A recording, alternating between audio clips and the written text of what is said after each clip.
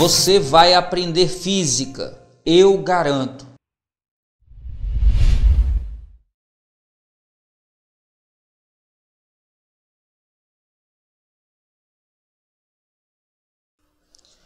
Fera, a habilidade de número 1 trata sobre fenômenos ondulatórios.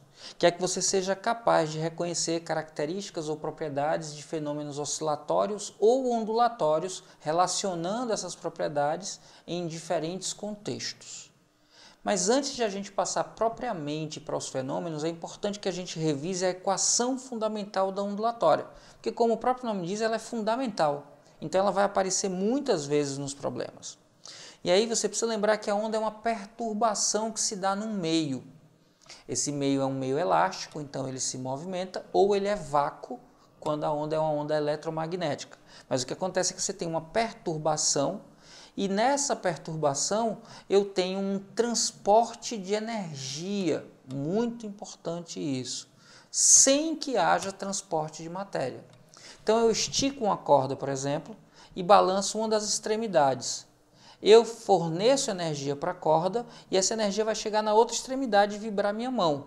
Mas não tem corda saindo da minha mão e indo para o outro lado. A corda é um meio que vibra e durante essa vibração há um transporte de energia. Muita atenção, a onda transporta energia sem que haja um transporte de matéria. A matéria serve como meio e vibra quando é um meio material, para que haja o transporte de energia. No vácuo, as ondas são do tipo eletromagnéticas, e aí eu tenho campos elétricos e magnéticos oscilando. Quando o meio é material, ele vibra e essa vibração transporta energia. E aí, esse transporte de energia não transporta a matéria do meio. Muito cuidado. Numa frente de ondas, num trem de ondas, você vai ter vários pontos vibrando de forma diferente, mas alguns deles vão estar vibrando da mesma forma. A menor distância entre dois pontos que têm vibrações iguais é chamado de comprimento de onda, e a gente usa a letra lambda para representar esse comprimento. Pode ser, por exemplo, dois picos aqui em cima que são chamados de cristas. Eles começam a vibrar para cima e para baixo aqui juntos. Ou pode ser dois pontos mais baixos chamados de vales. E aí eles começam a vibrar aqui para cima e para baixo. Ou pode ser qualquer dois pontos que estão vibrando da mesma forma. Se eles têm a mesma vibração, a distância entre dois consecutivos é chamado de comprimento de onda. E aí, a velocidade com que essa onda se propaga, atenção, não faz sentido falar em onda se mover, tá? Porque não é matéria, é energia. Então, eu tenho uma sirene gerando uma onda sonora.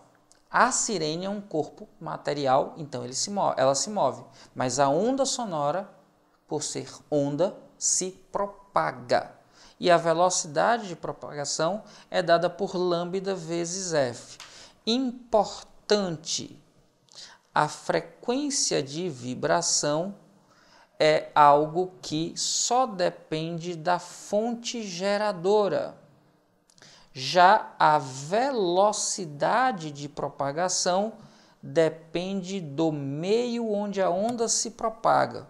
Se a onda muda de meio, muda de velocidade, mas não muda de frequência.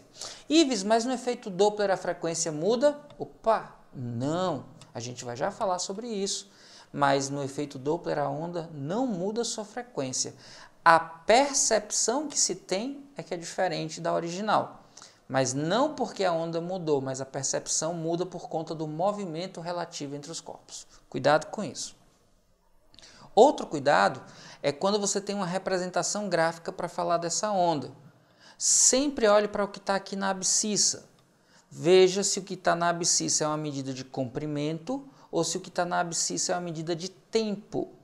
Quando é uma medida de comprimento, a distância entre dois pontos que estão com o mesmo tipo de vibração é lambda, comprimento da onda. Agora, quando a informação é tempo, essa distância entre dois picos é o período. E é importante que você lembre que a frequência é o inverso do período. Tranquilo? Tome nota de tudo isso.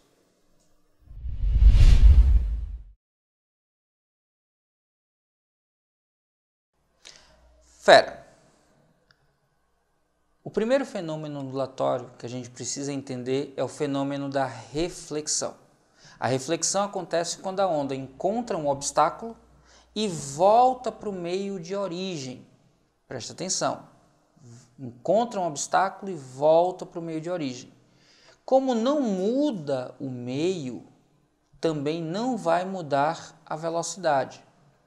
Como frequência só depende da fonte, se não muda a velocidade nem muda a frequência, lambda também é constante. Então, quando a gente fala de reflexão, não muda meio, e por não mudar o meio, não muda velocidade, não muda comprimento de onda e não muda a frequência. Então, quando a gente tem uma reflexão, a velocidade de propagação, o comprimento de onda e a frequência permanecem os mesmos. Ives, mas aqui você não está tratando a velocidade como vetor. Isso, ela é uma grandeza escalar. A gente pode ter uma mudança no direcionamento da propagação da onda e a gente pode orientar essa propagação por uma flecha que é chamada de raio da onda, que é como se fosse a orientação da trajetória de um ponto na frente da onda. E aí existe uma lei de reflexão muito importante.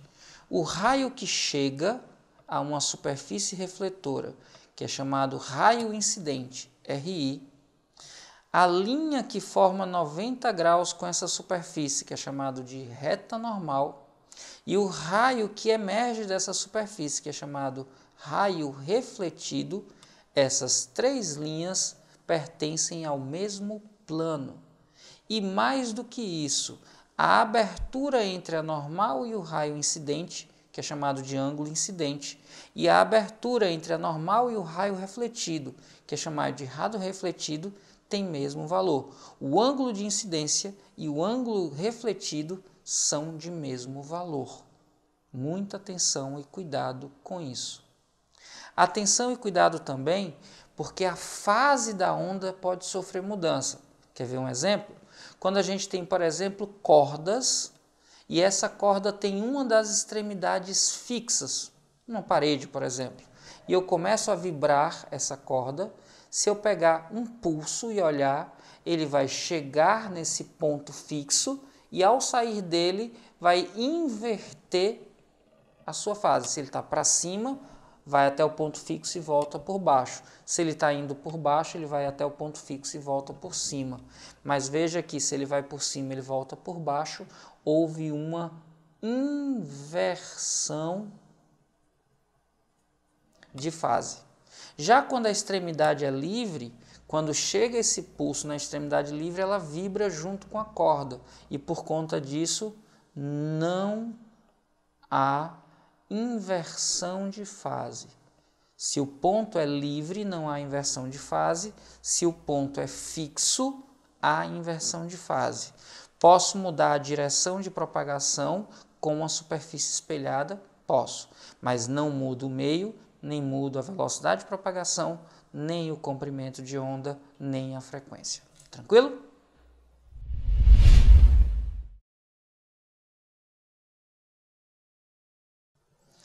Fera, nosso segundo fenômeno estudado vai ser o de refração. Cuidado, normalmente você estuda refração quando está estudando ótica. Só que a refração é um fenômeno ondulatório, então não acontece apenas com a luz. Pode acontecer com qualquer tipo de onda que passa de um meio para outro. Olha só, tem mudança de meio. E aí, se muda o meio, também muda velocidade. E se muda a velocidade, também muda lambda, o comprimento de onda. Ives, também muda a frequência? Não. A frequência só depende da fonte e por isso a frequência não muda. Ao passar de um meio para o outro, não há mudança de frequência. Ô Ives, mas frequência é cor, né? Quando é luz, sim. E quando a luz branca passa por um prisma, não sai um monte de cor diferente? Não teve mudança de frequência? Boa pergunta, só que a sua resposta é não. A luz branca é uma luz policromática. Poli quer dizer várias. Então, policromos quer dizer várias cores. Então, é uma luz com várias frequências que estão superpostas e você enxerga como uma coisa só. Ao passar pelo prisma, há uma separação angular dessas frequências. Cada raio passa a ter uma frequência exclusiva e você consegue enxergar as cores separadamente. Elas estavam antes juntas e agora separadas, mas cada uma delas manteve a sua frequência. Tranquilo? Cuidado também quando você tem aqui o chamado dióptro. Eu tenho aqui uma linha que separa dois meios, por isso dois. A, B. E aí, um raio que representa a trajetória da onda, esse raio da onda pode, ao passar de um meio A para B, se aproximar à normal ou se afastar da normal. Lembra que a refletida bate e sai com o mesmo ângulo. A refratada pode se aproximar ou se afastar. Quando ela se aproxima, a gente diz que o meio 2, que é onde ela está, é mais refringente que o meio 1. O meio 2, que aqui é B, tem índice de refração maior que o do meio 1, que é A.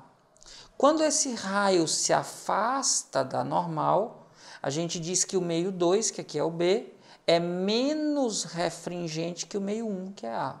Aproximou é mais refringente. Isso significa que a onda se propaga com uma velocidade menor. É como se tivesse mais dificuldade e, por isso, menor velocidade de propagação. Se afasta, a velocidade é maior, o que indica uma menor dificuldade.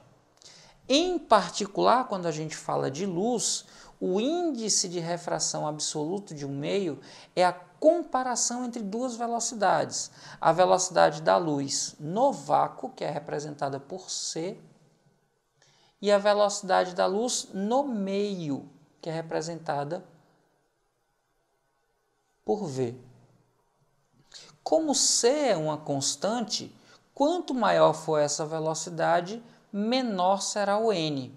Quanto menor for essa velocidade, maior será o n. Então, a relação entre V e n é de inversa proporcionalidade. Se eu tenho um índice maior, eu vou ter uma velocidade menor.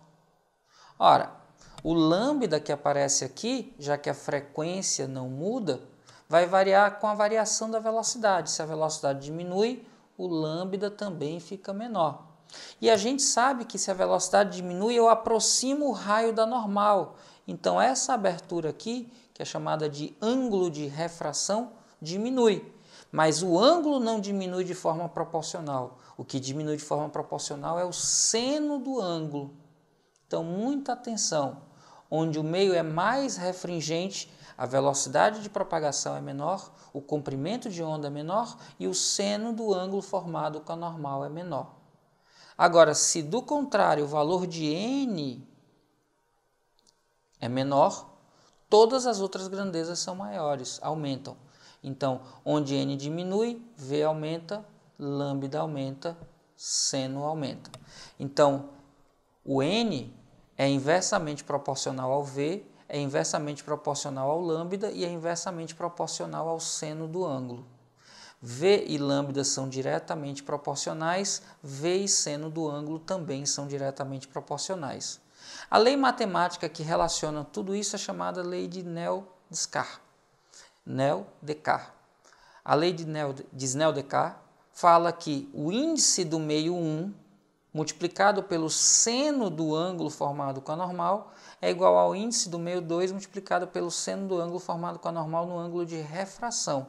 Ou seja, é uma lei que mostra que um produto é constante, então essas duas grandezas são inversamente proporcionais. Na refração muda de meio, muda de velocidade, mas não muda a frequência. Quando o raio se aproxima, é porque o meio é mais refringente, quando se afasta é menos refringente. Se falou de luz, eu tenho que o índice de refração absoluto é c, que é a velocidade da luz no vácuo, sobre v, a velocidade da luz no meio. E o índice de refração e a velocidade são inversamente proporcionais e a representação matemática é dada pela lei de Snell-Descartes. Tranquilo?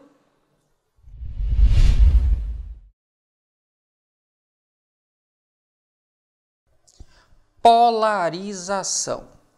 Quando você falar de polarização, lembre de seleção. A gente vai ter um filtro polarizador no meio do caminho da onda.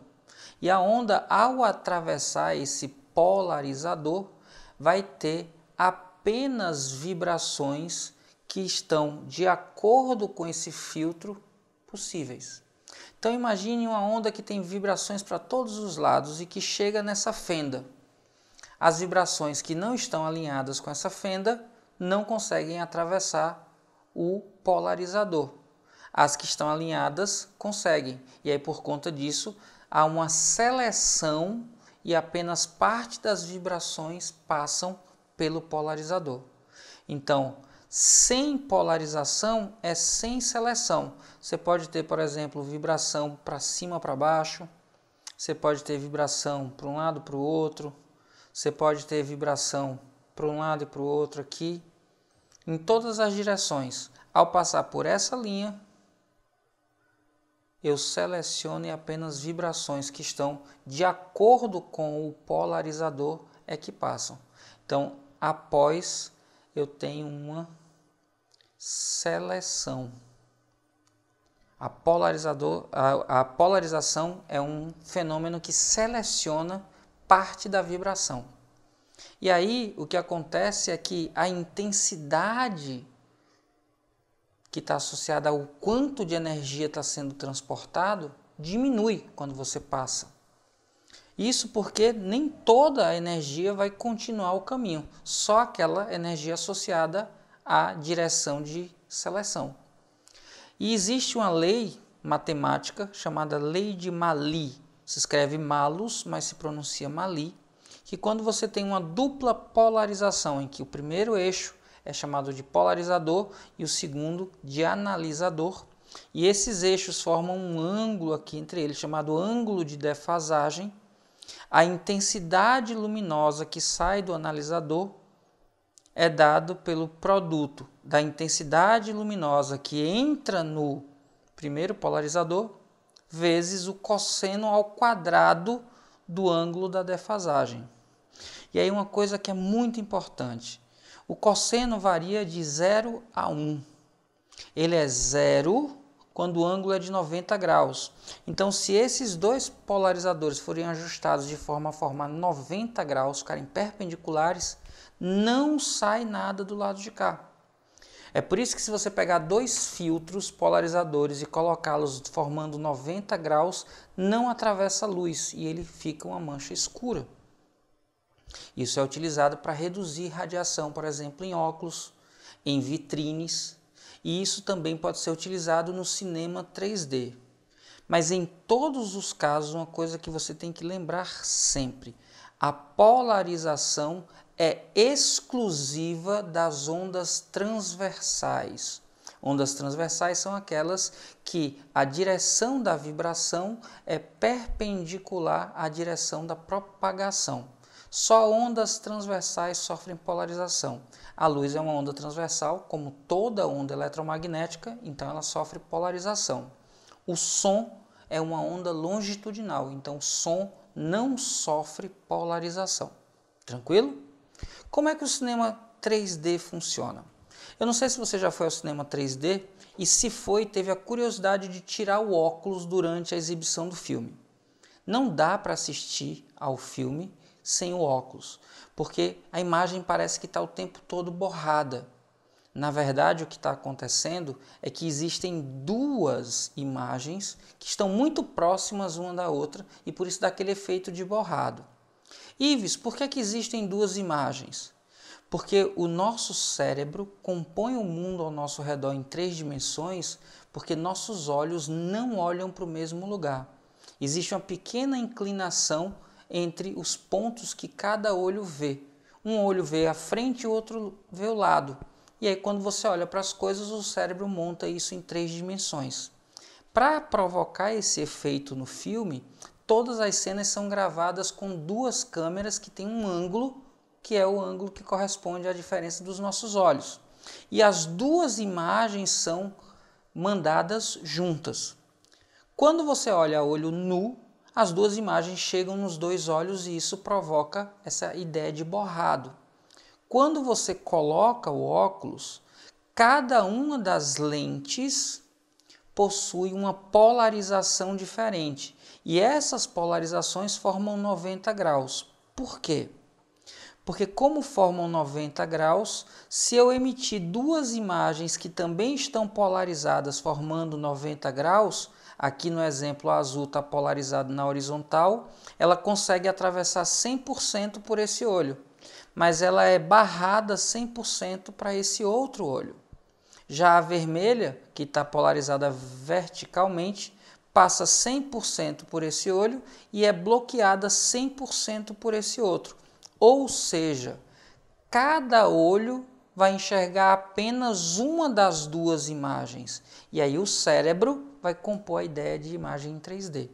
Então, o grande segredo dos óculos é permitir que passe apenas uma das 2 imagens através da lente, para que cada olho receba uma imagem diferente e o cérebro monte o 3D.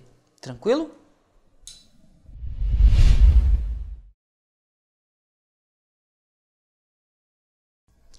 Fera, difração é um fenômeno ondulatório em que há uma deformação da onda por conta de uma capacidade que ela tem de contorno de obstáculos, também de travessia, de atravessar fendas. Atenção! Embora haja essa transformação do formato da trajetória da onda, não há mudança nem na velocidade, nem no comprimento de onda, nem na frequência, se o meio para onde a onda está atravessando é igual ao meio de onde ela está vindo. Então imagine que você tem uma fonte produzindo aqui essa onda circular que chega numa região onde tem um obstáculo. Só que esse obstáculo tem uma fenda. Ora, quando essa fenda tem uma dimensão próxima dessa distância entre as frentes de onda, que corresponde ao lambda, quando esse espaço que a onda precisa atravessar tem tamanho próximo do comprimento da onda, tudo se passa como se nessa fenda existisse uma fonte igual a essa primeira e o processo começasse todo de novo. Então é como se na frente da onda, nessa linha de frente da onda, cada ponto funcionasse como uma nova fonte de onda. E aí, ao chegar nessa fenda, o que é obstáculo devolve a onda, o que é fenda permite a passagem. Só que a passagem se dá como se aqui houvesse uma fonte igual a essa primeira, gerando novas ondas. Para que isso aconteça, é preciso que a fenda tenha abertura, que a gente chama de D, próxima do tamanho do comprimento da onda. O máximo de difração vai acontecer quando lambda e D forem iguais. Para essa situação, a gente tem máxima difração. Quando ao invés de uma fenda eu tenho um obstáculo, imagine uma pessoa gritando de um lado do muro para outra pessoa escutar. A onda sonora se forma aqui a partir da pessoa. E ao chegar na borda, se o tamanho do obstáculo, que aqui a gente também vai chamar de D, é próximo, é da mesma ordem de grandeza do comprimento da onda, eu tenho uma deformação e aí eu tenho um contorno do obstáculo. Se a gente pudesse desenhar o raio da onda, aqui o raio da onda foi tranquilo, ó. Passou direto através da fenda. Um outro raio da onda bateria aqui, ó, e como é um obstáculo, seria refletido. Aqui outro raio da onda bateria, e olha só, seria refletido. Aqui o raio não sofreria mudança. Já no contorno do obstáculo, alguns raios saindo daqui iriam em linha reta, outros que tangenciavam aqui poderiam passar, mas eu teria uns raios que contornariam e fariam algo parecido com isso. Na verdade, eu teria uma sequência de linhas retas, de segmentos, que dariam a impressão de curva. De novo, para que haja essa perfeita curvatura e o contorno do obstáculo, esse valor de D tem que ser do tamanho do comprimento de onda, tem que ter a mesma medida do comprimento de onda. Se forem da mesma ordem de grandeza, já acontece o contorno, mas o máximo contorno acontece, o máximo de energia contorna quando lambda e D são iguais. As ondas sonoras produzidas por nós têm comprimentos desde algumas dezenas de centímetros até alguns poucos metros, o que significa que essa parede, esse muro, esse obstáculo tem que ter ordem de grandeza de dezenas de centímetros a metros. Quando a gente fala de luz, a difração é muito mais difícil porque o comprimento de onda de um raio luminoso é muito pequeno. E por ser muito pequeno, só há difração da luz para fendas muito pequenas. Eu não sei se você lembra dos antigos compact discs, os chamados CDs. Se você tiver acesso a um CD ainda, você pode colocá-lo contra a luz e você vai perceber que faz uma borra colorida, uma mancha colorida. Aquilo ali acontece porque há um espalhamento da luz por difração, tá certo? Mas a difração luminosa é muito mais difícil porque as fendas têm que ter tamanhos muito pequenos para ter essa relação próxima ao comprimento da onda. Lembra, difração, contorno de obstáculos ou travessia de fendas, sem mudança de velocidade, sem mudança no tamanho do comprimento, sem mudança na frequência, mas sim mudança na trajetória.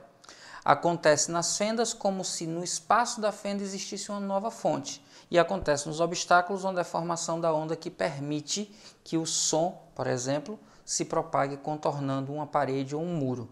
Lembrando, é preciso que o tamanho do obstáculo da fenda seja do comprimento próximo ao comprimento da onda. E a difração é máxima quando essas medidas são iguais. Tranquilo?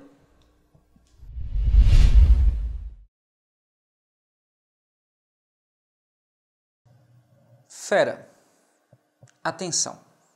A interferência é um fenômeno que depende da existência de pelo menos duas fontes de onda. Podem ser duas ou mais, mas pelo menos duas. Por quê? Porque para acontecer a interferência é preciso que haja uma superposição, ou seja, duas ondas estejam superpostas, estejam no mesmo ponto. Essa interferência é chamada de construtiva quando há um aumento na intensidade resultado dessa superposição. E aí o aumento da intensidade, se for intensidade sonora, o som fica mais forte. Forte! Fraco. Então, se fica mais forte, é uma interferência construtiva. Aumenta a intensidade. Então, deixa eu botar aqui. Construtiva tem um aumento da intensidade. Vou chamar aqui só de I. Quando é destrutiva, se for um som, vai ficar uma superposição destrutiva quando o resultado for algo mais fraco. Fraco. Forte, mais volume. Fraco, menos volume. Então, tem menos energia. Então, há uma diminuição da intensidade. E isso se dá porque as ondas estão vibrando. E se eu encontro crista com crista ou vale com vale, se eu encontro pontos que estão em concordância de fase, eu somo as amplitudes. E como é que eu vou saber se é soma ou subtração, Ives? Fácil. Quando eu tiver duas fontes emitindo ondas de mesmas frequências que estão em fase, ou seja, elas inicialmente estão vibrando em fase, eu vou medir o chamado atrito atraso de fase e comparar com lambda sobre 2, que é metade do comprimento de onda. Ives, quem é esse atraso de fase? Se a primeira fonte, vou chamar aqui fonte 1, está a uma distância que eu vou chamar de D1 do ponto onde acontece a superposição, e a fonte D2 está a uma distância D2, o atraso x de fase corresponde ao módulo da diferença entre essas duas distâncias. Quando eu comparo isso com lambda sobre 2, se for um múltiplo par de lambda sobre 2, eu tenho uma interferência construtiva e a amplitude resultante é igual à soma das amplitudes de cada uma das ondas. Já se aqui eu tiver x como um múltiplo ímpar de lambda sobre 2, a amplitude resultante vai ser igual à diferença entre as amplitudes. E aqui, atenção, se as amplitudes forem iguais, essa amplitude final dá zero e eu digo que a interferência é totalmente destrutiva. Se por acaso forem diferentes, isso dá diferente de zero, aí ela é parcialmente destrutiva. Então, para saber se a interferência é construtiva ou não, eu preciso saber a distância da fonte 1 para o ponto onde tem a superposição, a distância da fonte 2 ao ponto, faço a diferença entre elas e pego o módulo dessa diferença e comparo com lambda sobre 2. Se essa diferença corresponder a um número inteiro de vezes lambda sobre 2, sempre que esse número for par, eu vou ter uma interferência construtiva e vou somar as amplitudes para obter a amplitude resultante. Sempre que esse n for ímpar, eu vou fazer uma diferença entre as amplitudes para encontrar a amplitude resultante. Ímpar é destrutiva, par é construtiva. Lembrando, as fontes têm que estar emitindo em fase e com mesmas frequências.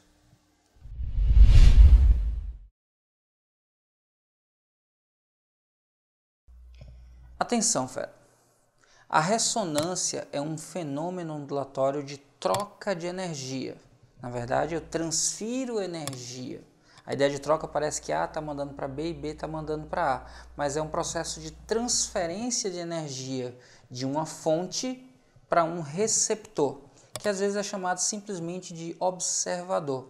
Então, a fonte fornece energia ao receptor e essa energia é transmitida porque fonte e receptor estão vibrando com mesmas frequências.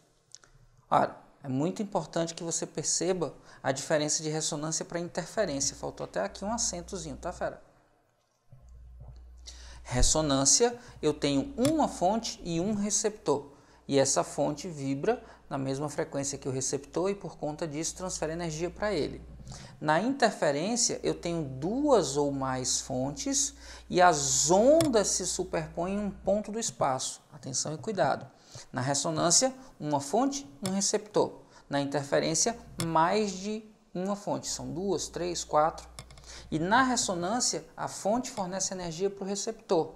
Na interferência, as ondas, quando se superpõem, provocam um efeito de interferência. Atenção e cuidado. Existem muitas situações do dia a dia em que os fenômenos de ressonância estão relacionados. Por exemplo, nas telecomunicações. A antena do seu celular recebe a onda eletromagnética que vem da antena lá da operadora. E aí esse sinal chega com uma determinada frequência que faz vibrar os elétrons da antena. Os elétrons da antena transmissora e os elétrons da antena receptora vão estar vibrando com a mesma frequência e é assim que eles trocam energia. Mas não é só na telecomunicação, por exemplo. Na comunicação vocal, quando você está falando com alguém, as suas pregas vocais interrompem a passagem de ar.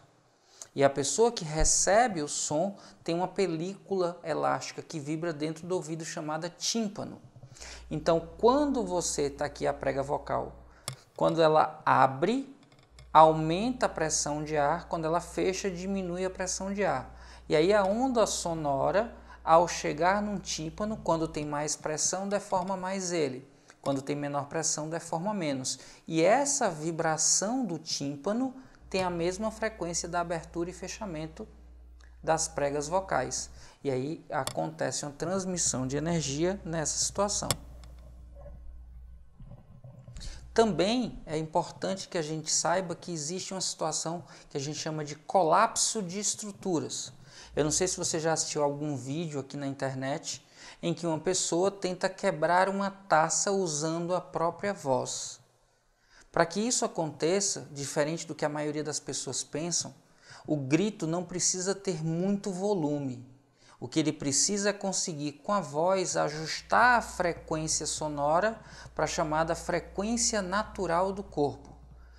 Todos os corpos são compostos de átomos, moléculas e esses de átomos. E o que acontece é que a estrutura do corpo está sempre vibrando. Se você consegue produzir uma onda cuja vibração tem a mesma frequência da vibração natural, você começa a aumentar a amplitude de oscilação das moléculas do corpo. E quando isso acontece, as moléculas tendem a precisar de mais espaço e se afastarem em média uma das outras. Vai chegar um momento em que esse afastamento cria um colapso na estrutura que não consegue mais se manter coesa, não consegue mais se manter unida e simplesmente trinca. É o que acontece com as taças, com a voz humana, é o que acontece com estruturas como prédios, quando você tem terremotos, ou quando você passa rajadas de ar. Inclusive tem um caso famosíssimo de uma ponte na cidade de Tacoma, que pouco tempo depois de ser construída começou a vibrar por conta da passagem do ar e vibrou de tal forma que entrou em colapso. Ali tem um fenômeno que é um pouco mais sofisticado chamado flutter aeroelástico.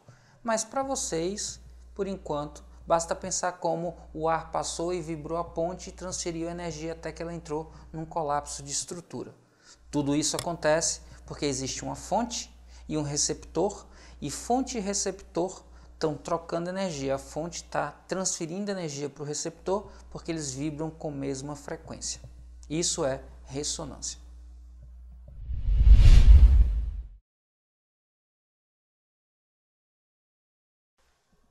Fera, efeito Doppler. A pronúncia correta é Doppler, em alemão. Eu sei que você deve ler como efeito Doppler, deve ter ouvido já muita gente falando efeito Doppler, mas o correto é efeito Doppler. O efeito Doppler está relacionado ao movimento relativo entre fonte e observador. Por conta desse movimento relativo, a frequência percebida, que é chamada de frequência Doppler, é diferente da frequência original da fonte. E essa diferença depende da velocidade relativa do observador e da fonte. Então imagine que eu tenho aqui um referencial no solo, eu saiba quanto é a velocidade do som em relação ao solo, e eu saiba quem é a velocidade do observador e da fonte também em relação ao solo. Para encontrar a frequência Doppler, eu vou pegar a frequência original e multiplicar por uma fração em que eu tenho em cima soma ou subtração entre essas velocidades, que é a do som e do observador, e no denominador, na parte de baixo, soma ou diferença entre velocidade do som e da fonte. Na aproximação, a velocidade do observador é considerada positiva. Já se é a fonte quem se movimenta se aproximando do observador, a velocidade da fonte é considerada negativa, o que indica para a gente que a orientação que a gente vai adotar para os sinais é do observador para a fonte. Então, muita atenção e cuidado. A regra do sinal é essa. Tudo que estiver indo no sentido do observador para a fonte tem velocidade positiva, tudo que estiver indo da fonte para o observador tem velocidade negativa. Então, se a fonte estiver se afastando do observador, olha para onde ela está indo, aí ela vai ser positiva a velocidade. Se a fonte estiver se aproximando do observador, olha só, contrário, vai ser negativa. Então, na aproximação, velocidade da fonte negativa e velocidade do observador positiva. No afastamento, se eu considerar aqui a fonte parada e o observador se deslocando para longe da fonte, está contrária a essa orientação. Então, a velocidade aqui do observador sinal negativo. No afastamento da fonte em relação ao observador, se eu colocar a fonte se afastando, olha só, no mesmo sentido, então eu tenho a velocidade da fonte positiva. Percebe que os sinais são contrários? Então, quando aqui em cima a velocidade do observador é positiva, a da fonte aqui é negativa. Quando a do observador é negativa, a da fonte é positiva. Lógico, considerando que os dois estão em movimento. Se o observador estiver em repouso, sai essa parte. Se for a fonte que está em repouso, sai essa parte daqui. Mas o que é importante é que você perceba que sempre que houver a aproximação, a frequência dupla é maior do que a frequência original. E aí eu percebo um som mais agudo. Na aproximação, o som é mais agudo. Já quando eu falo de afastamento, a frequência dupla tem valor menor que a frequência original. E nesse caso, o som é mais grave. Aproximou, frequência maior, som mais agudo. Afastou, frequência menor, som mais grave. A gente pode ter o efeito Doppler para luz também. A fórmula é um pouco diferente, mas também tem a mesma ideia. Na aproximação, a frequência luminosa fica maior e é chamado de blue shift, desvio para o azul. E quando há um afastamento da fonte, a gente diz que a frequência é menor, a gente tem uma frequência percebida menor e aí a gente chama de red shift, desvio para vermelho. Mas se a gente entender o que está acontecendo aqui com o referencial, a gente nem precisa de memorizar isso. Se você prefere memorizar, aproximou, frequência maior, afastou, frequência menor. Se for uma sirene, atenção quem está de fone de ouvido, agora afasta um pouco o fone de ouvido. Lá vem a sirene de uma ambulância se aproximando de você, você vai ter um som parecido com ficando mais agudo. Passou por você se afastando, mais grave. Se aproximando e passando por você.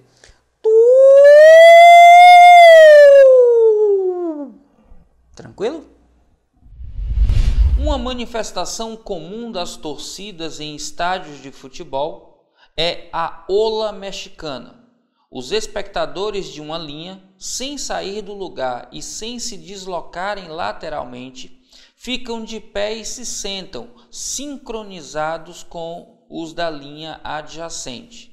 O efeito coletivo se propaga pelos espectadores do estádio, formando uma onda progressiva conforme a ilustração. Calcula-se que a velocidade de propagação dessa onda humana é de 45 km por hora e que cada período de oscilação contém 16 pessoas que se levantam e sentam organizadamente distanciadas entre si por 80 centímetros. Nessa ola mexicana, a frequência da onda em Hertz é um valor mais próximo de... representar aqui um pedaço da onda humana que se forma. Considerar que aqui eu vou começar a observar e dizer que embaixo desse ponto eu tenho a primeira pessoa da ola. E aí, ao longo desse percurso, eu vou ter 16 até que haja uma repetição, até que o ponto esteja em fase. Então, aqui na ponta, à direita, eu vou ter o 16º participante.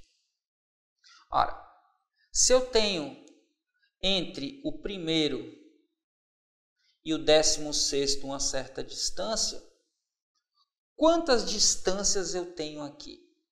Se eu tiver que considerar a distância entre o primeiro e o segundo, aparece apenas uma vez.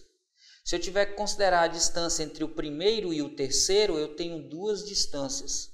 Se eu tiver que considerar a distância entre o primeiro e o quarto, eu tenho 1, 2, 3 vezes a distância entre duas pessoas. Entre o primeiro e o quinto, eu tenho 1, 2, 3, 4.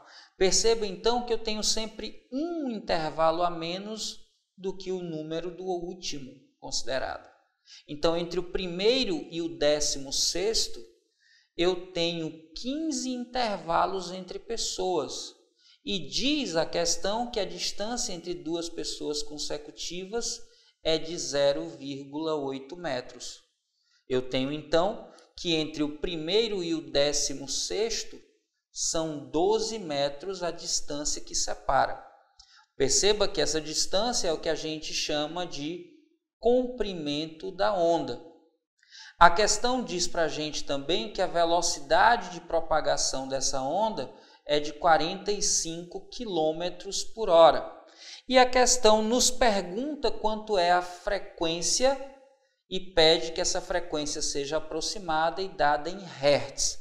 Para ser dada em hertz, o tempo tem que estar em segundos. Então, convém transformar essa velocidade para metros por segundo, que é só fazer a divisão por 3,6. Lembrando que a velocidade de propagação de uma onda é dada por lambda vezes f, a frequência f vai ser dada pela razão entre a velocidade e o comprimento da onda. Substituindo as informações, a frequência vai ser dada por 45 dividido por 3,6, tudo isso dividido por 12. Divisão de frações, repete a primeira, 45 dividido por 3,6 e multiplica pelo inverso da segunda, que é 12, então dá o inverso de 12. A frequência f, então, vai ser igual a 45 dividido, se você fizer essa conta, acompanha aí, isso dá 43,2. Veja que os valores são muito próximos um do outro, então essa resposta tem que estar muito próxima de 1 Hz. Quando você vai para as alternativas, a alternativa que diz isso para a gente é da letra C. C de coisa fácil, fácil porque você sabe o que fazer, fera. Vamos juntos. Em um piano, o Dó central e a próxima nota Dó, o Dó maior, apresentam sons parecidos, mas não idênticos. É possível utilizar programas computacionais para expressar o formato dessas ondas sonoras em cada uma das situações, como apresentado nas figuras, em que estão indicadas intervalos de tempos idênticos t.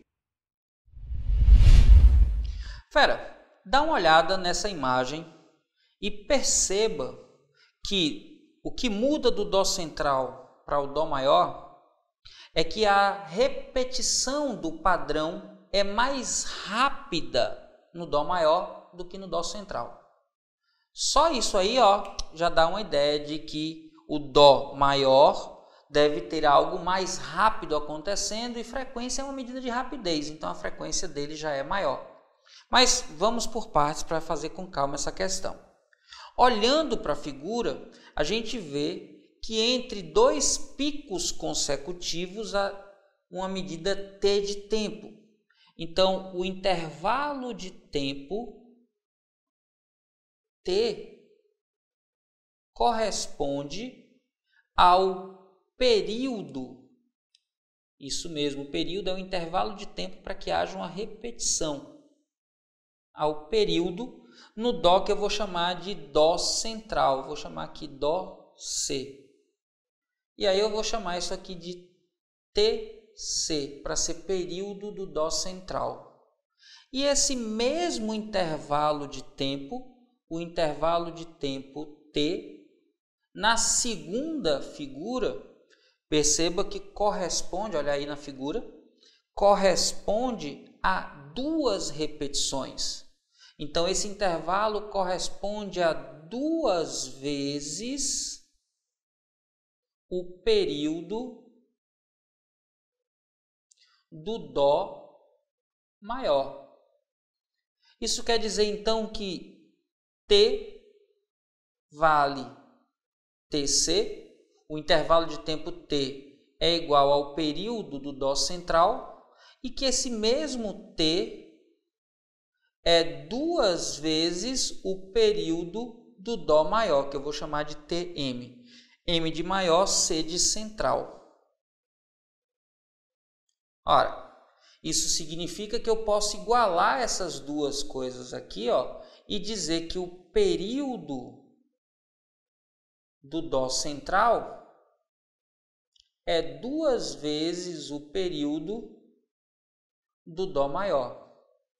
Como a gente sabe, frequência é o inverso do período. Se eu tenho uma igualdade, se eu inverto os dois membros, a igualdade continua válida. Então, se eu faço o inverso do período do Dó central, aqui eu tenho o inverso de 2 vezes o período do Dó maior. Ou eu posso reescrever isso aqui como o inverso do período do Dó central corresponde a meio do inverso do Dó maior.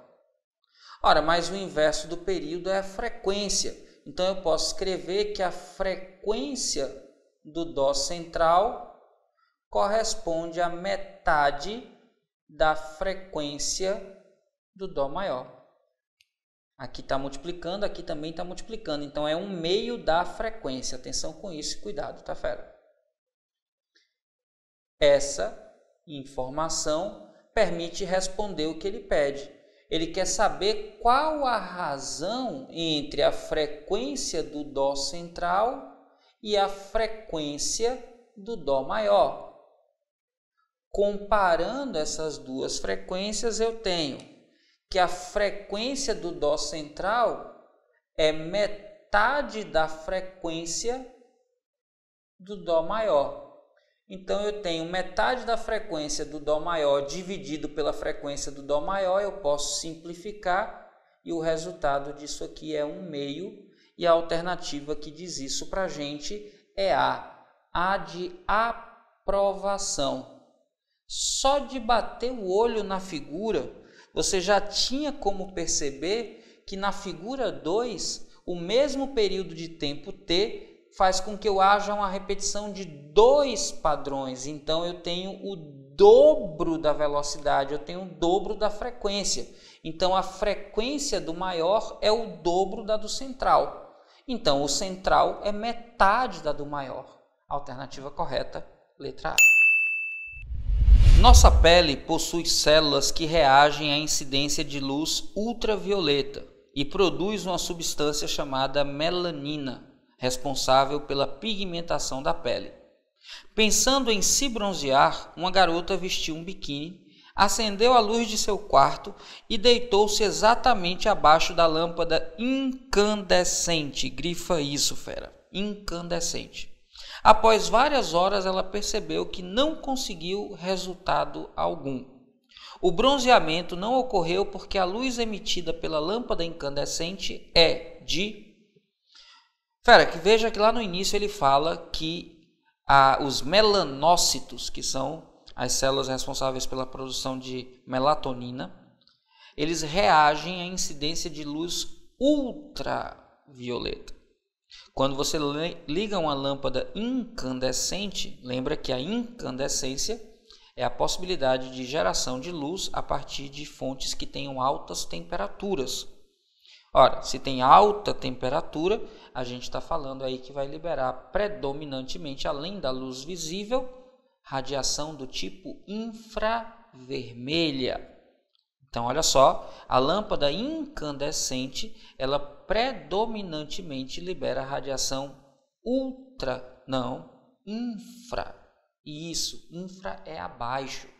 Então, as lâmpadas incandescentes, além da luz visível, produzem infravermelho que tem uma frequência inferior às ultravioletas. Então, o grande problema é que ela estava diante de uma fonte que tem uma frequência mais baixa do que aquela que ela precisa para estimular os melanócitos.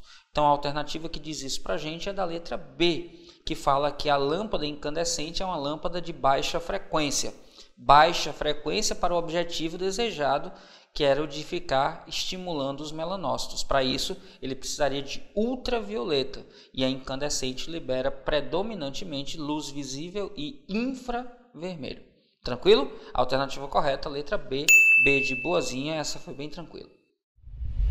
A ultrassonografia, também chamada de ecografia, é uma técnica de geração de imagens muito utilizada em medicina. Ela se baseia na reflexão que ocorre quando um pulso de ultrassom emitido pelo aparelho colocado em contato com a pele atravessa a superfície que separa um órgão do outro, produzindo ecos que podem ser captados de volta pelo aparelho.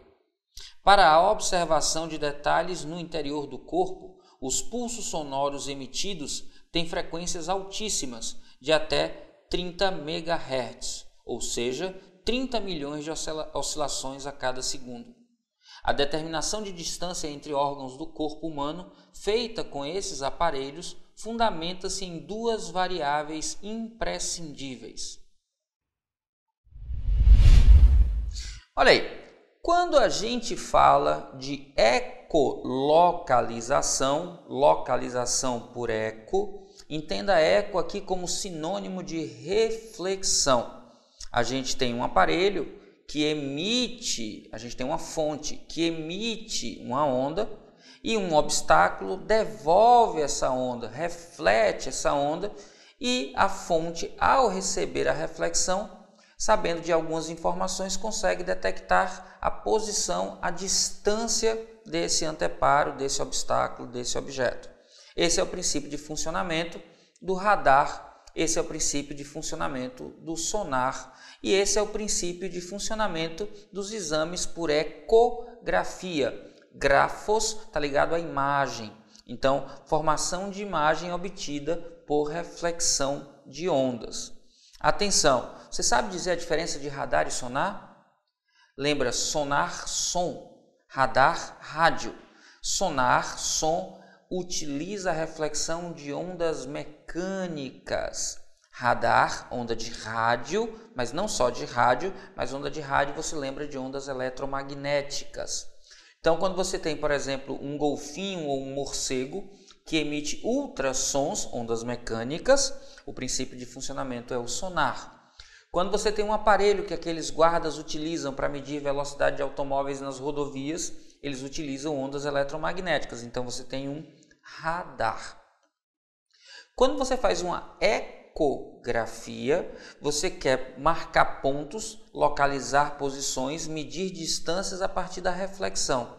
E qual é, então, a informação que a gente precisa para definir essa posição? Imagina que aqui eu tenho um aparelhozinho que vai emitir as ondas e eu tenho aqui um obstáculo. Esse obstáculo pode ser, por exemplo, a parede de um tecido. Esse aparelho emite uma determinada onda, lá vai ela, olha só, lá vai ela, lá vai ela, lá vai ela, lá vai ela, atingiu. Ele está se propagando em um determinado meio com uma certa velocidade que eu vou chamar de velocidade 1, que é a velocidade nesse meio 1.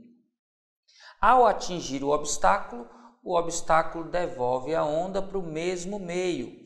Ora, como a gente sabe, a velocidade de propagação de uma onda depende do meio. Se ela está indo e voltando no mesmo meio, a velocidade de propagação tem o mesmo valor. Ao ir ao obstáculo e voltar, eu tenho um tempo que corresponde à diferença dos instantes em que a onda é emitida e que a onda é recebida. Esse intervalo de tempo é chamado tempo de reflexão ou tempo de eco. E eu acredito que você consegue perceber que esse tempo corresponde ao intervalo de tempo de ida mais o intervalo de tempo de volta do pulso. Se a distância entre o obstáculo e a fonte não muda, como a velocidade também não muda, o tempo de ida é igual ao tempo de volta. Então eu poderia dizer que o tempo de ida corresponde à metade do tempo total, que é o tempo de eco. Ora, lembrando de cinemática, eu vou guardar essa informação aqui. Lembrando de cinemática, a gente tem que velocidade é igual a deslocamento sobre intervalo de tempo. A gente pode reescrever isso aqui como deslocamento é igual a velocidade vezes intervalo de tempo. Ora, se essa distância, esse deslocamento, corresponde à distância entre o aparelho emissor e o anteparo, se eu chamar isso aqui de D, essa velocidade aqui vai ser a velocidade da onda, a velocidade de propagação da onda, e para percorrer essa distância, gasta o tempo de ida, que é metade do tempo de eco, ou o tempo total de ida e de volta.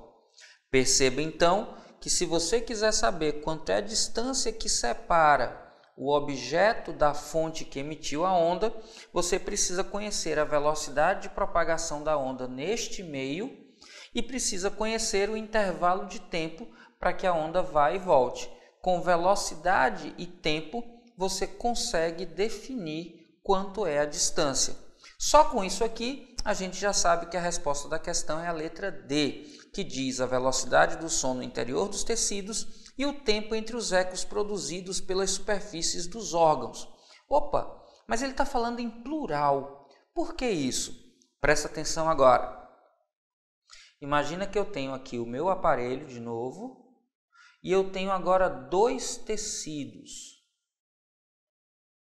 Um tecido 1 e um tecido 2. E em vermelho, para destacar, imagina que eu quero saber quanto é a distância entre essas duas paredes, que eu vou chamar aqui de D maiúsculo. Ora, aqui eu tenho um meio 1, em que a onda se propaga até atingir o obstáculo 1. Em parte ela é devolvida, refletida, em parte ela atravessa, ela é refratada e se propaga no meio 2, com uma velocidade 2. Atenção e cuidado com isso. Aí ela vai bater no tecido 2 e volta. Então presta atenção, uma primeira onda que é emitida aqui, olha só, vai atingir aqui e vai voltar. E eu vou ter uma segunda, que eu vou aqui fazer em vermelho, atenção agora, que vai passar pelo primeiro, chega no segundo e é refletida de volta. Ora, se eu chamar intervalo de tempo 1, aquele que está no tecido 1, e chamar de intervalo de tempo 2, aquele que demora para atravessar desde o aparelho até a parede 2 e voltar, dentro desse segundo tecido, eu vou ter uma diferença entre os dois tempos. Imagina que bateu aqui e voltou em 1 segundo, imagina que foi lá longe, bateu e voltou em 3. Quanto tempo permaneceu nesse trecho? A diferença entre 3 e 1, que é 2 segundos. Então eu vou chamar de T o tempo em que a onda se propaga apenas entre a primeira e a segunda parede. Quem é T? T é a diferença entre o tempo 2 e o tempo 1. E aqui nessa região, a velocidade de propagação é uma velocidade no tecido 2. No tecido 1 é uma, no tecido 2 é outra.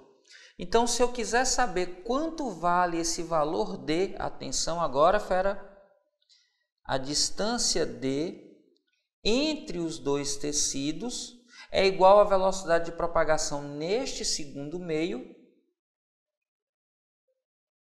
no segundo tecido, multiplicado aqui também, ó, vai e volta. Então, para percorrer essa distância, eu gasto só a metade. Então, é a metade do tempo T, onde esse tempo T é a diferença entre o intervalo de tempo para ir no primeiro tecido e voltar, e o tempo 2 é o intervalo de tempo para ir no segundo tecido e voltar. É por isso que quando ele fala na questão, conhecer a velocidade de propagação no meio e os intervalos de tempo de reflexão em cada uma das paredes dos órgãos. Tranquilo? Então, a alternativa correta, letra D, de detona, fera. Esse é seu ano. O sonar é um equipamento eletrônico que permite a localização de objetos e a medida de distâncias no fundo do mar. pela emissão de sinais sônicos e ultrassônicos e a recepção dos respectivos ecos. O fenômeno do eco corresponde à reflexão de uma onda sonora por um objeto, a qual volta ao receptor pouco tempo depois de o som ser emitido. No caso do ser humano, o ouvido é capaz de distinguir sons separados por, no mínimo, 0,1 segundo.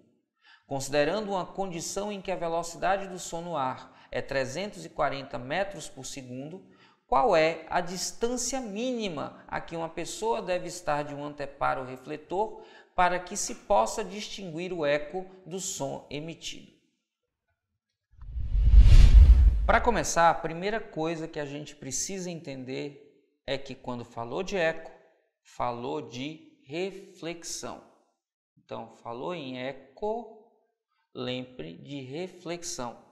No caso, a gente está falando de uma ecolocalização, que é localizar algo a partir da reflexão de uma onda, que pode ser mecânica ou pode ser eletromagnética. Quando a gente fala de uma onda mecânica, a gente está falando de radar. Opa, não, radar é onda de rádio, é onda eletromagnética, atenção! Quando a gente fala de onda mecânica, está falando de ultrassom. Então aí, ó, sonar. Atenção e cuidado com isso. Os radares fazem uso de ondas eletromagnéticas. Anote isso aí, ondas eletromagnéticas. Lembrando que as ondas eletromagnéticas se propagam, inclusive, no vácuo. Quando a gente fala de sonar, a gente está falando de ondas mecânicas. As ondas mecânicas precisam de um meio material para se propagar. As ondas mecânicas não se propagam no vácuo. Olha, quando a gente fala de eco, a gente tem uma fonte e a gente tem algum obstáculo. Essa fonte vai emitir uma onda, essa onda vai se propagar até o obstáculo e vai ser refletida, ou seja, vai ser devolvida pelo obstáculo. Como a gente está falando em distância, perceba que a distância que separa a fonte do obstáculo é percorrida pela onda duas vezes, na ida e na volta. Se a gente lembra lá de velocidade escalar média, velocidade média é igual a ΔS dividido por ΔT. A gente pode fazer uma manipulação e escrever que ΔS é igual a velocidade média vezes intervalo de tempo. Se eu quero saber quanto vale essa distância, d, basta que eu multiplique a velocidade da onda pelo intervalo de tempo que ela gasta para ir da fonte ao obstáculo. Ora, esse intervalo não é o intervalo do eco, cuidado, porque o intervalo do eco é o tempo que demora para ir e voltar. Metade do tempo indo, metade do tempo voltando. Então, para percorrer a distância d, eu gasto metade do tempo de eco. E para encontrar então a distância d, basta que eu faça a velocidade da onda vezes metade do intervalo de tempo de eco. Quando a gente fala de eco do ouvido humano, a gente tem um intervalo de tempo que é chamado de persistência auditiva. O intervalo de tempo mínimo para que a gente possa diferenciar dois sons. Esse intervalo de tempo mínimo é igual a 0,1 segundo. Isso significa que para que eu escute algo duas vezes separadamente, como alô, lô, lô, eu preciso que o intervalo de tempo para chegar no meu ouvido de cada sinal seja separado de pelo menos 0,1 segundo. Logo, a distância mínima que eu preciso ter do obstáculo corresponde à velocidade do som multiplicado pela metade desse intervalo de tempo mínimo, 0,1 dividido por 2. Quando a gente substitui a velocidade do som que é dada na questão, 340 metros por segundo, vezes 0,1 dividido por 2, 340 vezes 0,1 dá 34, 34 dividido por 2, 17 metros. Então, a menor distância que separa alguém de um obstáculo para que ele possa ouvir o próprio eco, o eco do som produzido por ele, é de 17 metros. A alternativa que diz isso para a gente é a da letra A. A de aprovação. Aprovação que é seu destino, fera. Esse é seu ano. Vamos juntos. Alguns povos indígenas ainda preservam suas tradições realizando a pesca com lanças, demonstrando uma notável habilidade. Para fisgar um peixe de um lago com águas tranquilas, o índio deve mirar abaixo da posição em que ele enxerga o peixe. Ele deve proceder dessa forma porque os raios de luz... Eu não sei se você já tentou, fera, pegar peixinhos na praia. Provavelmente, se você jogou a sua mão onde aparentemente o peixe estava, pelo menos você olhava para a água e percebia o peixe como se ele estivesse numa determinada posição, você teve uma tentativa frustrada. Não porque o peixinho seja muito ágil, muito rápido e difícil de pegar, mas porque o seu cérebro foi enganado por conta da refração da luz. A luz, ao mudar de meio, ela muda sua velocidade e muda também, em determinados casos, a direção de propagação da luz. Isso acontece sempre que você muda de meios de índices de refração diferente.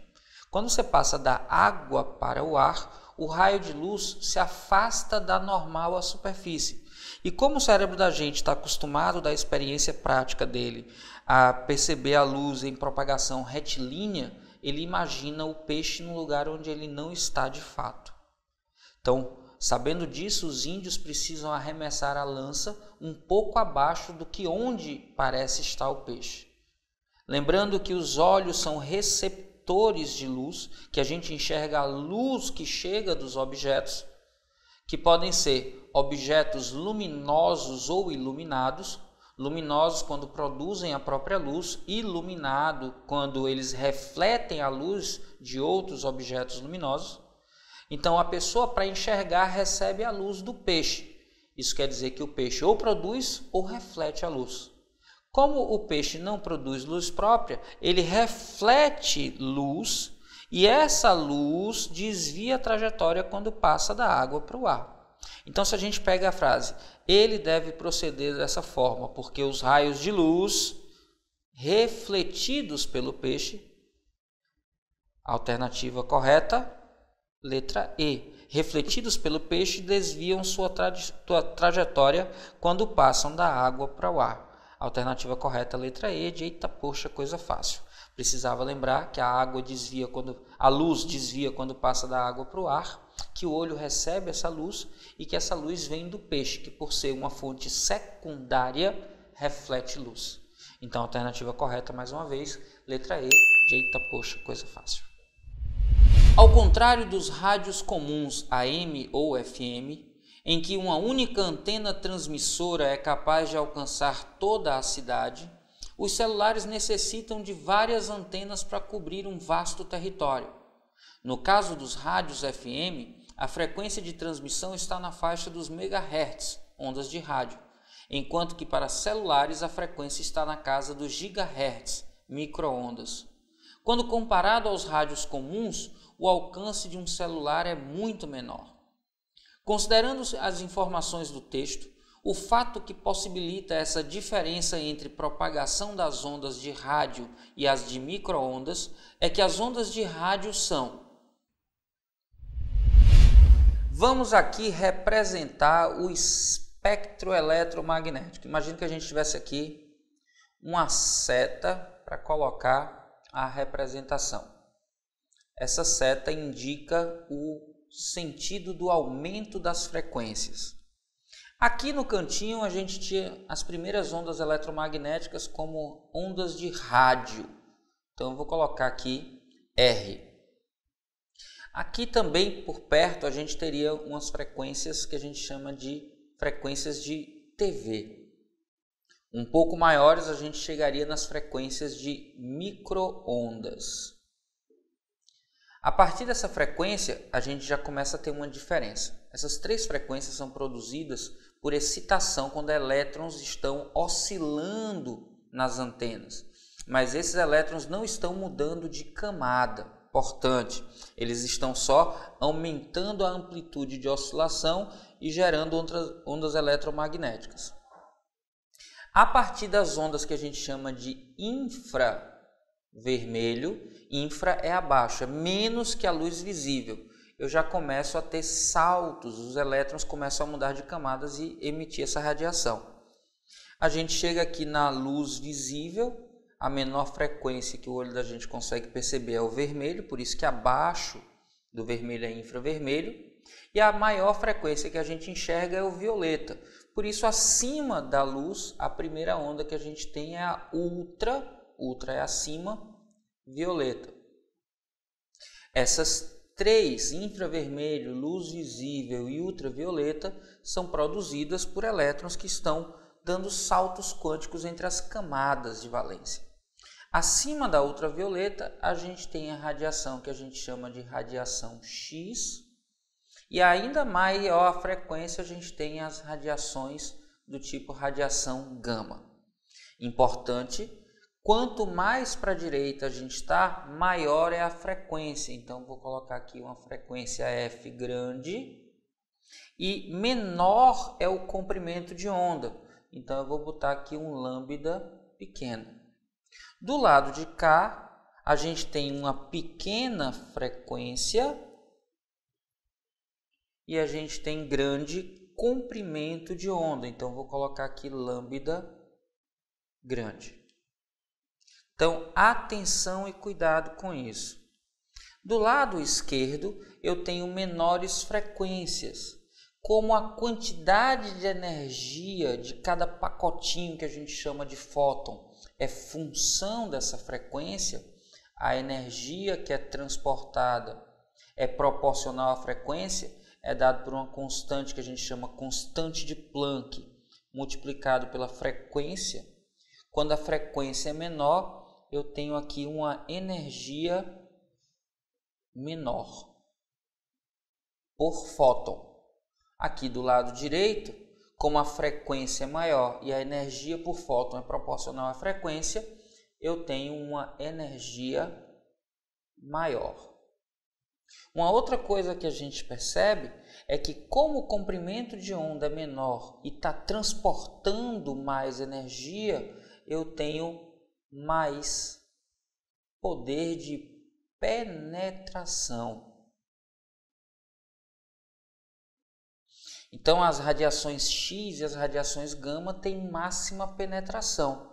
Quanto mais energia, menor comprimento de onda por fóton, mais poder de penetração você tem.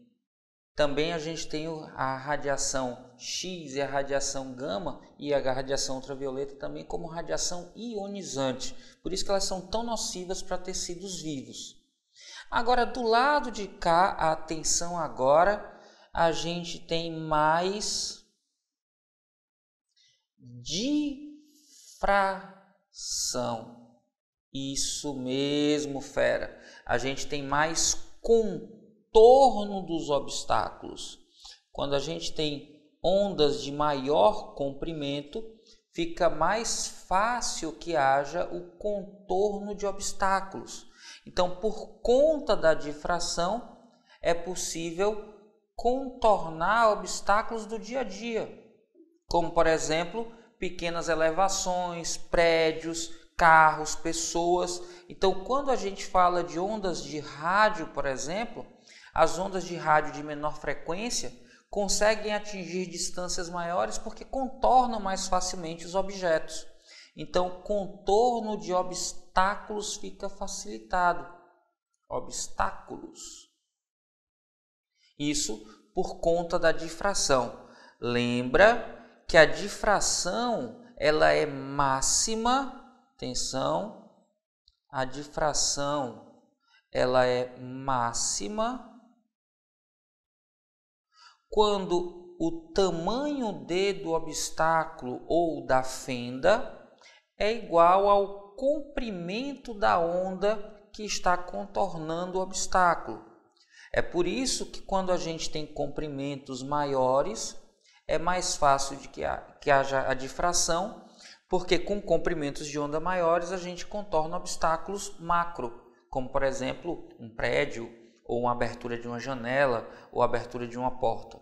Você consegue se comunicar com quem está dentro de um quarto, mesmo que não fale diretamente para a pessoa, porque a onda sonora consegue contornar a porta aberta ou a janela aberta.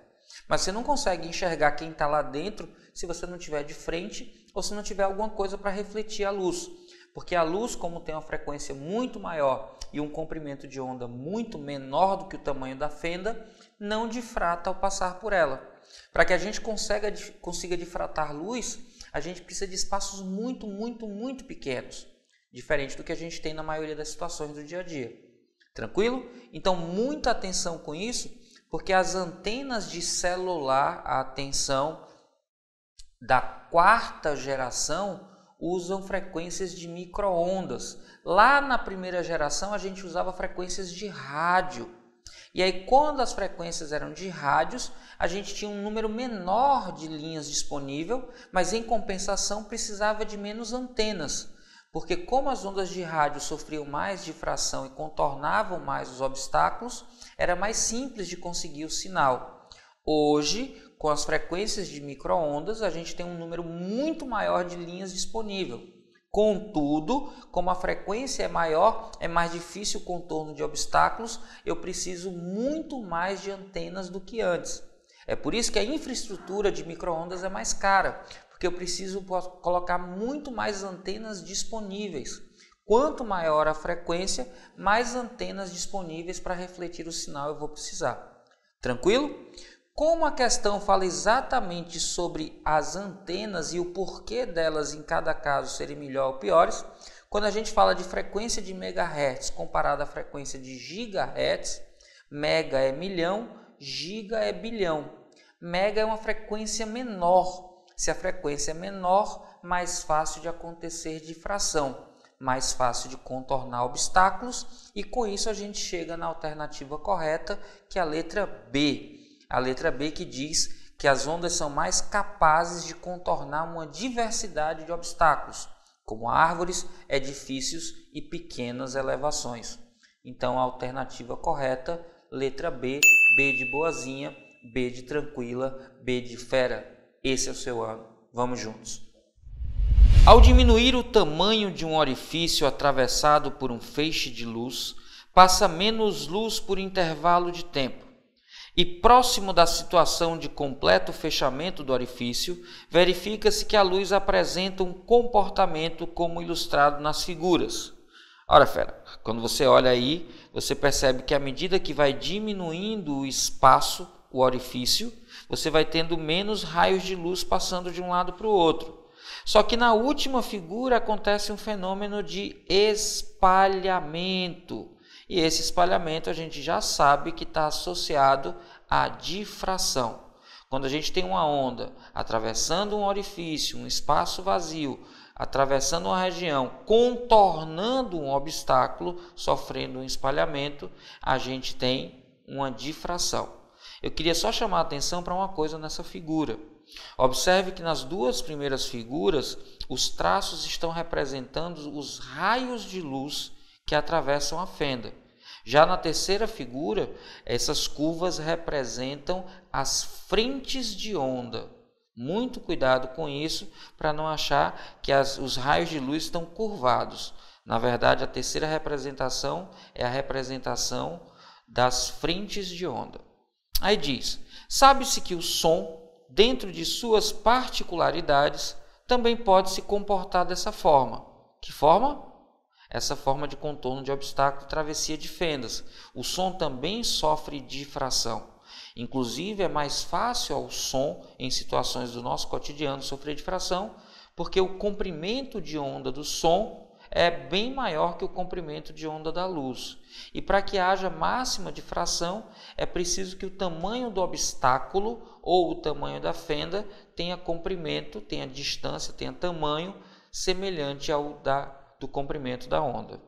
Aí diz: em qual das situações a seguir está representado o fenômeno descrito no texto? Na figura, na verdade, né? Na figura, a gente tem uma difração. Logo, vamos procurar por uma difração entre as alternativas.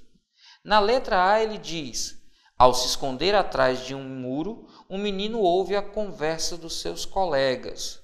Ora, é possível ouvir a conversa do outro lado de duas maneiras: encostando o ouvido na parede do muro e escutando a conversa através da parede.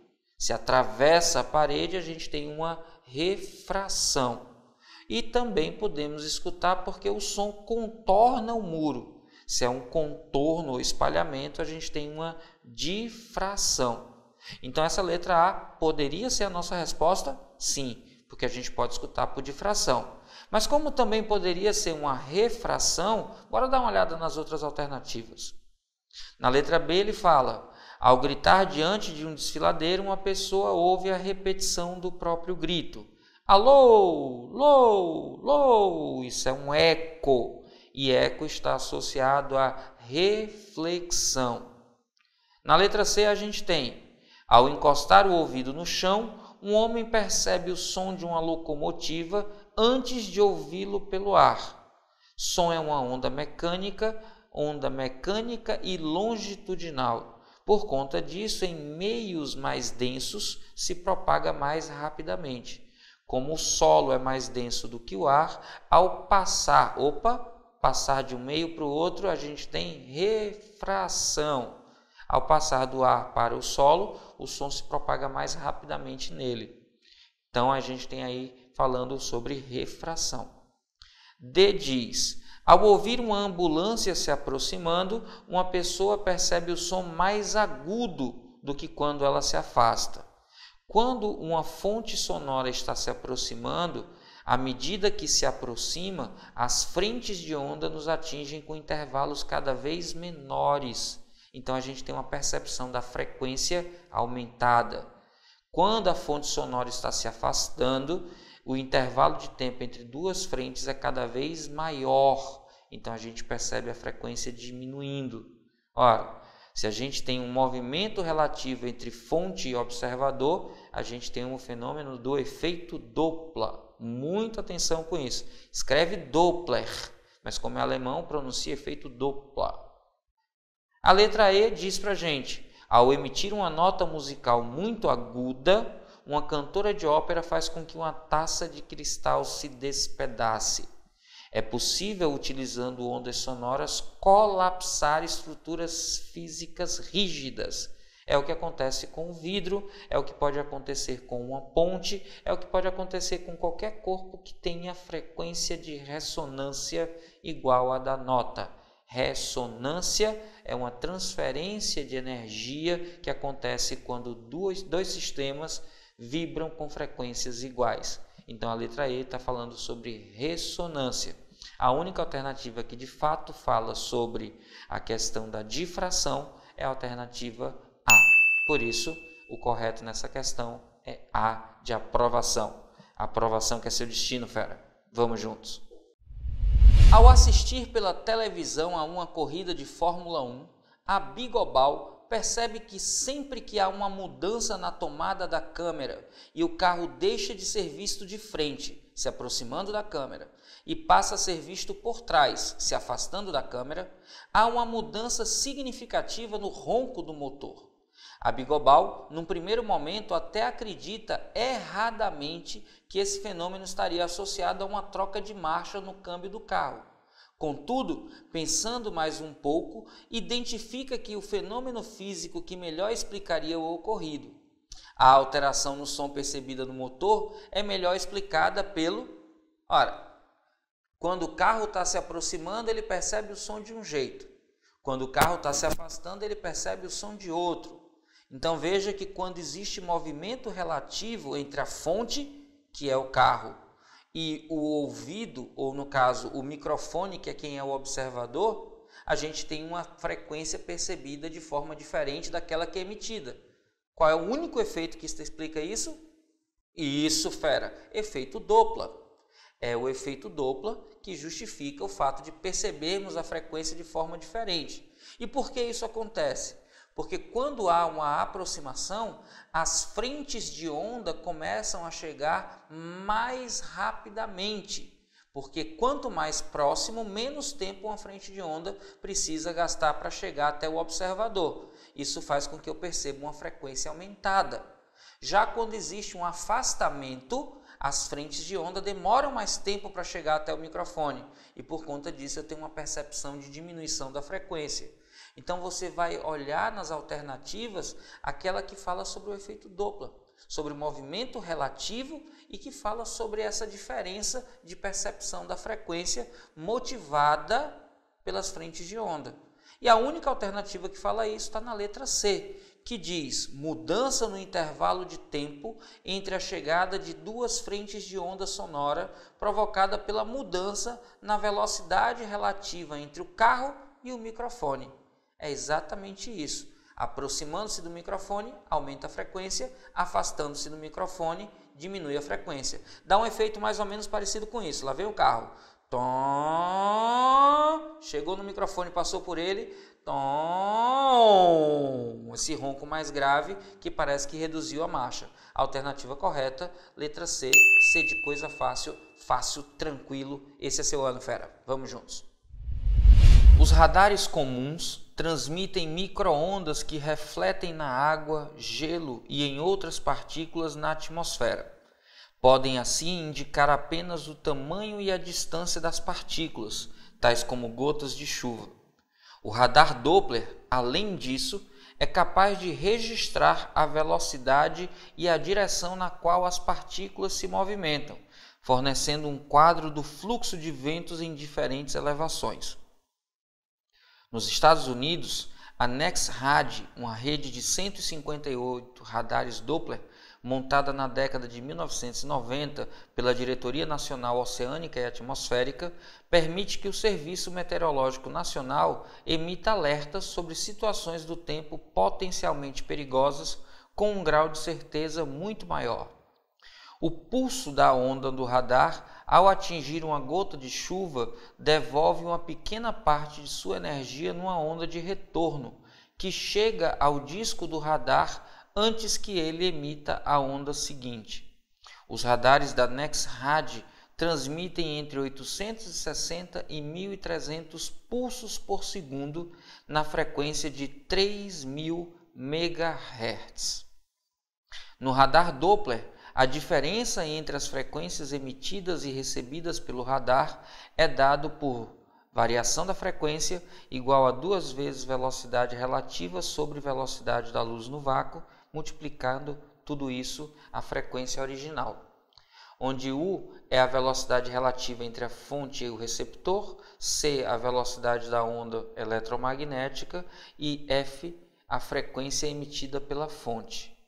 Qual é a velocidade em quilômetros por hora de uma chuva para a qual se registra no radar Doppler uma diferença de frequência de 30 Hz? Texto gigante, né, fera? Mas atenção, a gente tem que prestar atenção no que é importante. Veja que na parte inicial do texto, ele fala de uma frequência, atenção, frequência de 3.000 MHz. Quase todo mundo que se confunde nessa questão se confunde por causa desse mega que passa despercebido. Esse mega significa milhão, ou seja, 10 à sexta.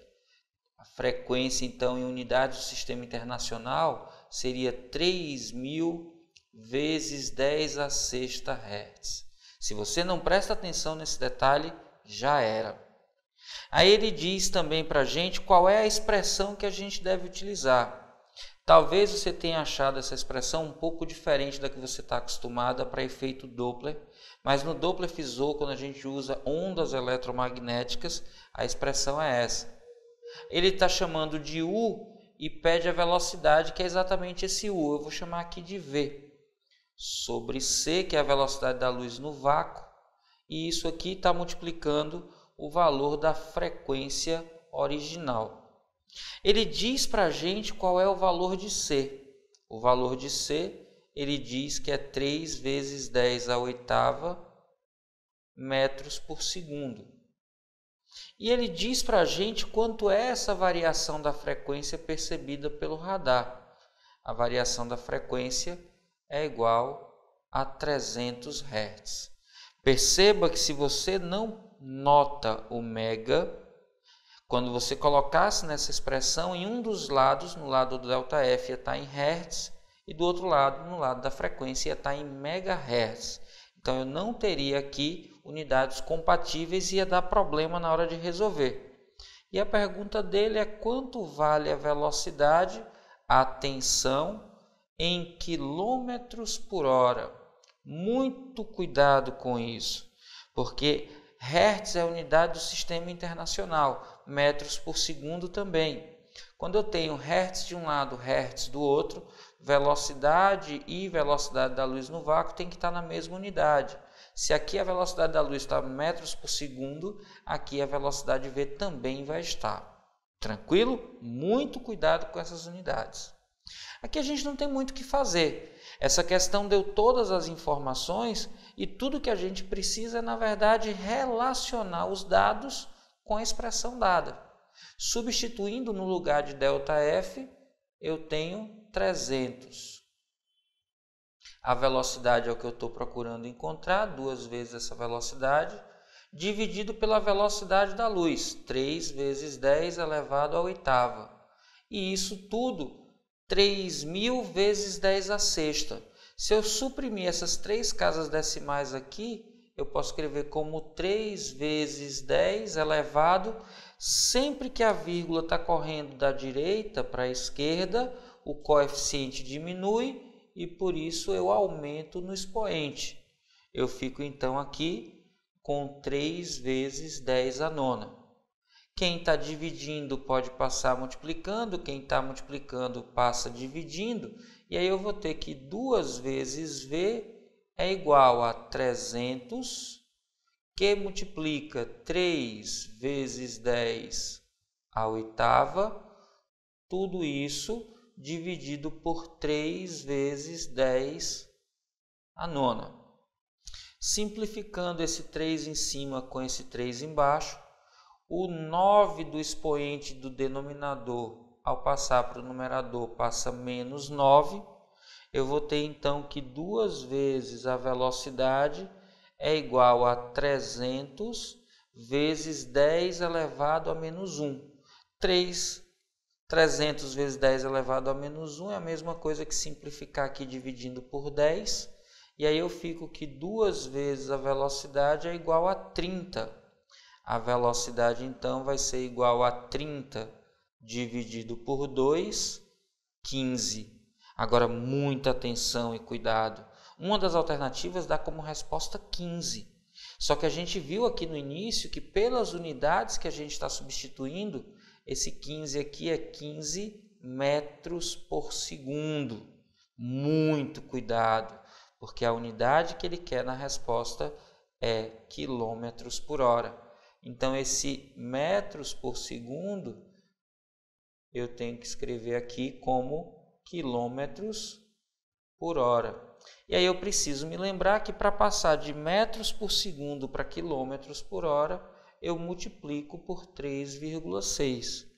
Então, 15 vezes 3,6 dá igual a 54 quilômetros por hora.